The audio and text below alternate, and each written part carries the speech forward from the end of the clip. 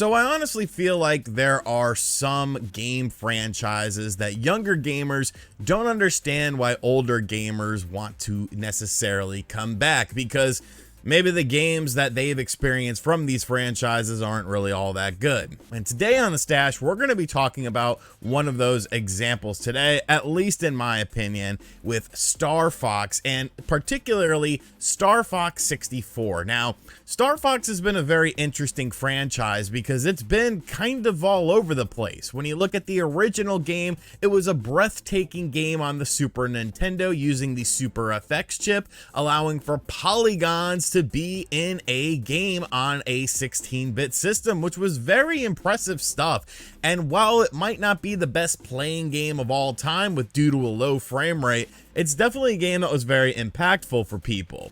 But for me, Star Fox 64 was like the game. It's absolutely incredible. A game that still holds up well today, and thankfully, due to things like Nintendo Switch Online, is a game that is easily accessible when you are talking about playing it on the modern consoles in the modern era.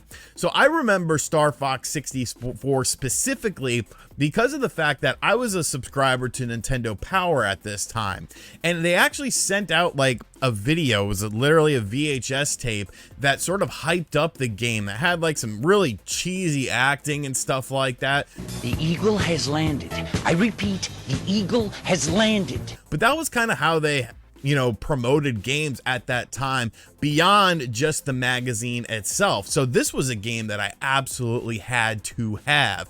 Now, my birthday takes place in July, and I want to say Star Fox came out in June of that year, 97, I believe it was. So this was what I wanted for my birthday, and I could be completely wrong on that. I don't know. I'm not looking it up. We're doing this straight from the heart with this. So if I'm wrong, I'm wrong. But it was for my birthday in 97 that I wanted this game. And I remember I had a friend, his name was Reed, and Reed had gotten the game already because like his parents were like mad rich and stuff like that. But Reed actually called me and was telling me what to look for in a gift, and he was like, it's double the size of an N64 box. So I found where my gifts were being hidden for my birthday, and I'm looking for it, and I'm thinking double the size of an N64 box in kind of like, length, so that it would be like twice the size of a box, not in depth as far as being twice the size, because of course it came with the Rumble Pack. But we'll talk about the Rumble Pack in just a moment. So I'm looking through my gifts. I'm like, Reed, dude, there's nothing here that's like twice the size of an N64 box. And he's like, oh, I guess you didn't get it then. And I was so disappointed. And then on my birthday, I opened up my gifts, and sure enough, there it was, because it was based on the depth of the box, not the width of the box. And like I said, the reason that this was a bigger box was because of the fact that it came with the Rumble Pack, and the Rumble Pack was a very highly touted thing from Nintendo themselves because it added Rumble into video games, so you could feel the feedback of what's happening. And really, it was great, dude. Like, it definitely took video games kind of to a different sort of area as far as control was concerned, and as far as kind of like immersion was concerned. And when you think about video games today, of course, Rumble is a feature that's in everything. It's in every console, it's in every device that you have, so that you can feel the action in your hand. So this was at the time that Nintendo was like top dog in Revolution. My, how times have indeed changed when it comes to Nintendo and technology. But we haven't even talked about the game itself. And this is, to me, the perfect Star Fox game, because when you look at Star Fox game from here on out, they've all been very different than one another, and some of them will take elements from Star Fox 64, try to make it a more open thing. You have Star Fox Adventures, which never was a Star Fox game to begin with, but had Star Fox shoehorned in, which is actually a game I really like and we'll talk about one day on the channel. But as far as like the traditional Star Fox experience goes and what people wanted from Star Fox, I feel like Star Fox 64 is that game. Yes, it's a linear game, but it's a linear game game with branching paths that allow you to experience different levels. You're not just flying in the sky. You have underwater segments. You have a landmaster segment as well that are all super fun to control and kind of change up how the game sort of plays out.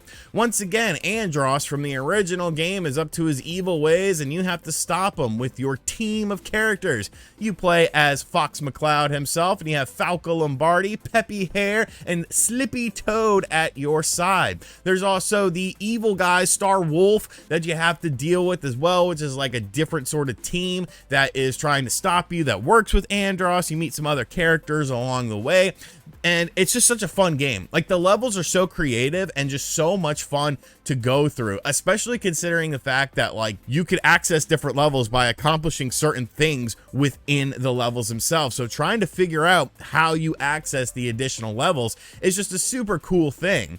The Star Wolf battles are really cool as well because they go into free range mode, which is kind of what a lot of the bosses go into this game as well, where instead of just being on a restricted area where you're just going forwards and backwards and you're going linear like a endless runner sort of thing where the camera is behind you and it's constantly pushing you forward, it now goes into a free range area and where you could just fly around and do whatever in order to stop these bosses and these boss fights. I really love these segments as well. They control super well and they're super fun. Another big innovation in this game was the fact that Star Fox and everyone in this universe talks. And they're all fully voice acted, and the dialogue is constantly going on a cartridge game, which one of the things about the N64 was like, you didn't have a lot of dialogue. You didn't have a lot of voices or CD quality music because it was a cartridge game. This was sort of the advantage that PlayStation and the Sega Saturn had over the system, was always in the audio department. But somehow, some way, Nintendo came up with a way to have this game be fully voice acted with full dialogue that changes, and tons of stuff is being said. A fully narrated intro. Corneria, the fourth planet in the Lilat system, the evil Andross. Like, it's so cool, man. It really brought a level of presentation into this game that was just absolutely amazing in my opinion. The bosses themselves, all the boss battles are super fun. You got to figure out the weak points of them. And then of course you had the multiplayer in the game, which you can experience on Nintendo Switch Online, which were dog fights. You basically had up to 4 people dog fighting at once, or you could do teams and stuff like that. And it's super fun. Like, yeah, you had your little segment of the screen and it was kind of small or whatever, but it led to a lot of really fun experiences and really increased the longevity of this game. And I just feel like Star Fox 64, without hyperbole, is the perfect Star Fox game, because whenever a new Star Fox comes out or is announced, what is it always compared to? It's always compared to Star Fox 64, because that formula just seems to work the best for this franchise. Star Fox Command and stuff like that on the DS was, okay, but it wasn't Star Fox 64. Star Fox Zero on the Wii U was a game that admittedly I like. I don't think it's that bad, but it's not Star Fox 64. Star Fox Assault, a great game on the GameCube, but it's not Star Fox 64. So I just feel like it's a shame, because it's almost like the Star Fox franchise plateaued way too early. Because think of another franchise that Nintendo has where like the best game was the second game, and every follow-up game has been trying to recapture the magic of that second game, where they expanded upon what was done in the first game and made it so much better, and they haven't done it. And I don't think they ever will. I honestly feel like Star Fox will never hit those plateaus that were done in Star Fox 64. Like, the last time I felt a real sort of, sensation of Star Fox was a freaking Ubisoft game with that game that came out with Starlink. All those Star Fox segments were super fun.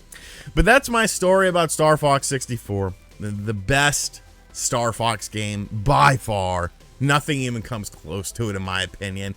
Maybe Assault, as far as traditional Star Fox games are concerned. You could talk positively about Assault, but everything else is just, it's either not Star Fox, like Star Fox Adventures, or it's a weird version of Star Fox. And I have said Star Fox a lot in this video. I want somebody to tally in the comment section down below how many times I said the phrase Star Fox in it.